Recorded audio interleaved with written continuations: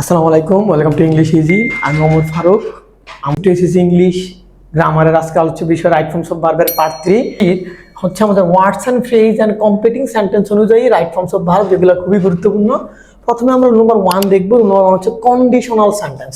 এটা যেহেতু সকলেই পরিচিত, এটা চাকরির পরীক্ষা, এইচএসসি এবং আমাদের অ্যাডমিশনটা সব জায়গায় খুবই গুরুত্বপূর্ণ। কি বলতেছে মনে রাখতে হবে, কন্ডিশনাল সেন্টেন্স বলতে আপনারা অনেক কিছু, যেমন ইফ, আনলেস, ওয়্যার, হ্যাড, এই চারটাকে সাধারণত কন্ডিশনাল বলা হয়। তার বাইরে অনেক কিছু আছে, কিন্তু এই সিস্টেমে আমরা দুইটা শব্দ মনে রাখবো। একটা কি ইফ অথবা আনলেস হচ্ছে সাধারণত কন্ডিশনাল। মনে রাখতে হবে এই ইফ অথবা আনলেস যুক্ত বাক্যটা যদি বি1 হয়, তার পরবর্তী যেই পার্টটা থাকবে ওটা উইল প্লাস বি1 হবে।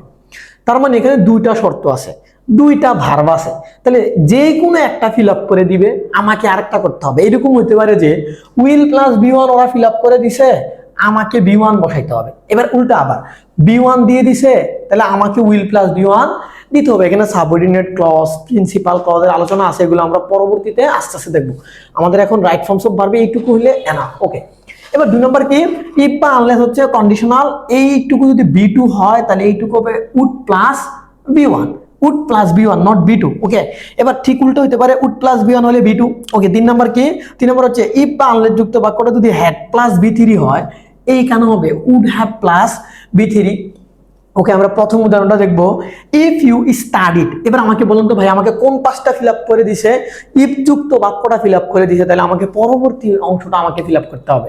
এবার বলুন তো ইফ যুক্ত অংশটা বি1 না বি2? বি2। তাহলে রুলস নাম্বার কত? এই যে রুলস নাম্বার 2। তাহলে তারপরে কি দিতে হবে? উড প্লাস বি1। তাহলে 5 তো আছে, আমাকে কি দিতে হবে? একটা উড দিতে হবে। তাহলে উড, এই 5-এর জায়গায় 5, শেষ হয়ে গেছে। 2 নম্বরটা কি বলছে? If he work hard. তাহলে এই পাঁচটা আমাকে পরিপূর্ণ করতে বলছে। আর পরের পাশে কি দিছে? He could have succeed.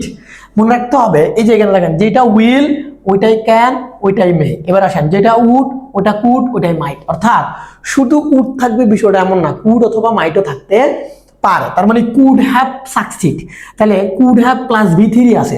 তাহলে আমাকে এখানে কি করতে হবে ভাইয়া? এখানে হ্যাড প্লাস বি3 করতে হবে। তাহলে কি দিতে হবে? হ্যাড, ওয়ার্কের বি3 হচ্ছে আমাদের ভাইয়া ওয়ার্ক। লাস্ট ওয়ান বলতেছে if we catch the train. যদি আমরা ট্রেনটাকে ধরি, উই উইল রিচ। এই যে উইল রিচ আছে, তাহলে উইল রিচ থাকলে এই পাশে কি হয়? বি1।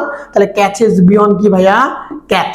ছিল আমাদের টাইপ 3 রুল নাম্বার 1। এখন আমরা রুল নাম্বার 2 দেখব। টাইপ 3 রুল নাম্বার 2 এবং 3। রুল নাম্বার 2 বলতেছে যে লাস্ট, এটা সবাই পারেন যে লাস্টের পরে শুড অথবা মাইট প্লাস বি1, শেষ, আর কিছু নাই। লাস্টের পরে কি?